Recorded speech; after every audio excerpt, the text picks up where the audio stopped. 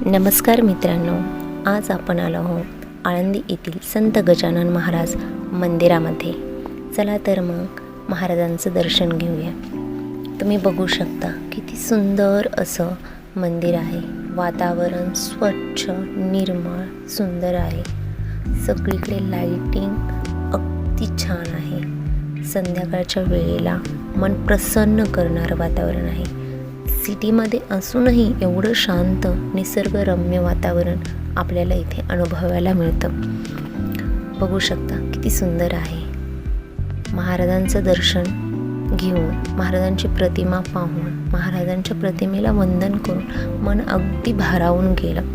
खरंच महाराजांची प्रतिमा पाहिल्यानंतर अगदी जिवंत असल्यासारखी वाटते. तेथील भक्तगण अगदी मनापासून